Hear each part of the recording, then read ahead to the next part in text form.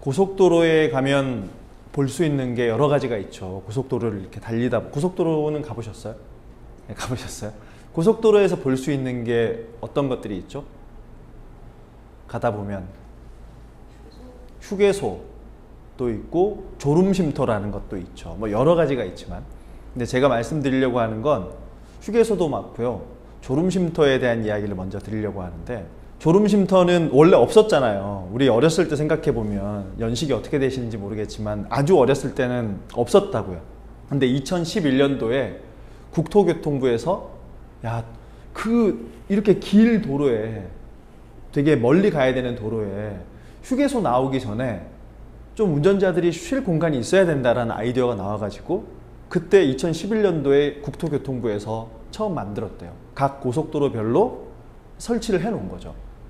그리고 3년에서 4년 정도가 지나고 다시 역학조사를 했대요. 무슨 조사를 한 거냐면, 좋은 아이디어이긴 한데 과연 이 졸음쉼터가 운전자들한테 실제로 도움이 되는지 확인을 해야 그대로 현상 유지만 할 건지, 아니면 이거 효과 없네, 그냥 없애자 할 건지, 줄이자 할 건지, 아니면 이건 더 필요하다라고 늘릴 건지, 이런 계획을 세워야 되잖아요.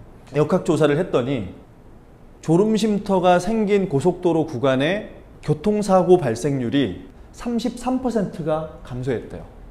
그리고 교통사고 사망자는 50% 이상이 감소했대요. 깜짝 놀란 거죠. 졸음쉼터 그냥 운전자들한테 잠깐 쉴 수 있는 공간 하나 마련해놨는데 사고 발생률이랑 사망자 감소율이 생각보다 너무 높은 거예요. 그러니까 효과가 상당히 좋다는 거죠. 그 이후로 졸음쉼터 이런 공간들이 굉장히 많이 늘어났어요. 거기에 예산도 많이 들어가게 되고. 근데 저는 이 이야기를 들으면서 고속도로에만 졸음쉼터나 휴게소가 필요한 게 아니라 우리가 살아가는 데 있어서도 자기만의 졸음쉼터나 자기만의 휴게소가 있으면 좋겠다라는 생각이 들더라고요. 어떻게 보면 고속도로보다 더 멀리 가야 되고, 고속도로보다 더 험난하고, 고속도로보다 더 피곤하고 위험성이 많은 게 삶이라는 여정인 것 같거든요. 근데 우리는 마치 휴게소에 들리지 않은 것처럼 피곤해도 졸음쉼터에 들려서 눈 붙이지 못해서 큰 사고가 나고 그렇게 이어지는 것처럼 살아가면서도 다양한 이유로 자기만의 쉼터에 못 들리거나 그런 시간을 안 가지는 것 같아요. 때로는 시간 없어. 시간이 지금 빨리 도착해서 일 보고 다시 돌아와야 돼. 무슨 쉼은 쉼이고 무슨 잠깐 눈 붙일 겨를이 어딨어. 그냥 일단 빨리 가. 그리고 뒤에서 누가 쫓아와. 그러니까 난 더 빨리 가야 돼. 내가 운전대를 잡은 이상 이 차에 타고 있는 사람들을 지켜야 하므로 나는 쉴 수 없어. 계속 더 달려야 돼. 쉬기는 무슨, 심지어는 더 빨리 달려야 돼 라고 저도 생각했던 것 같아요. 열심히 살아야, 치열하게 살아야지 살 수 있는 그런 사회적인 구조가 있고 그런 문화가 있으니까. 근데 생각해보면 잠깐 졸음을 안 쉬어서 말씀드린 것처럼 큰 사고가 나는 뉴스를, 정말 안타까운 사고들을 많이 보게 되는 것 같고, 정비소에 들어가서 뭔가 갈아야 할 때 갈지 못하면, 쉬어야 할 때 쉬지 못하면, 그때는 조금 더 갈 수 있고 좀 뭔가를 더 한 것 같지만 더 멀리 가기 어려워지는 경우도 많은 것 같고, 효용성이나 효율성도 떨어지는 경우가 많은 것 같아요.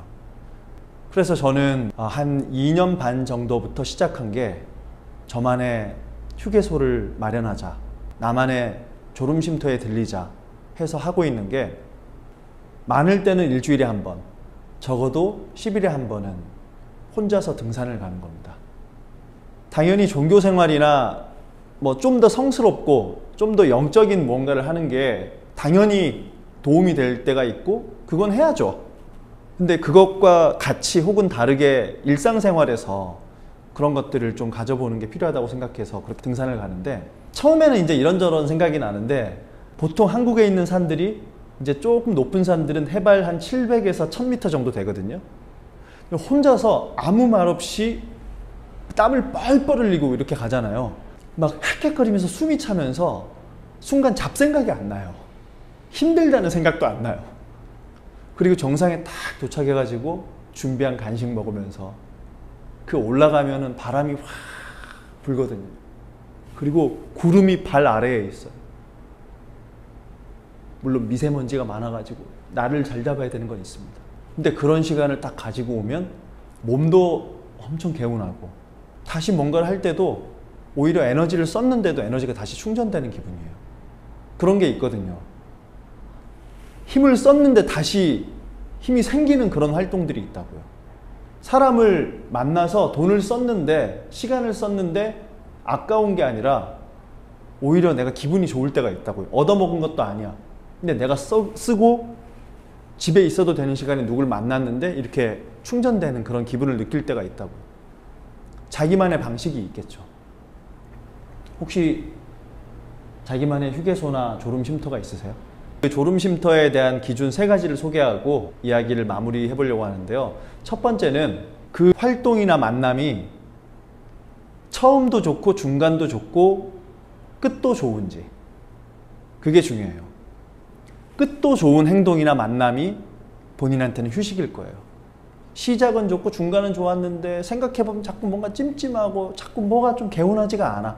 그런 만남이나 활동은 좋지는 않은 것 같아요. 그래서 술자리나 뭐 그런 시간을 가지는 것도 나쁘다라고 얘기할 수 없지만, 처음 만나기 전에 중간에는 되게 좋았는데 끝에 막 뭐가 안 좋아지고 막 뭔가 말이 안 좋게 오가고 막 컨디션 막 더 안 좋고 막.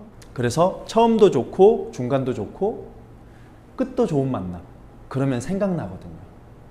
아, 또 그 만남, 그 활동 했으면 좋겠다, 그런 거.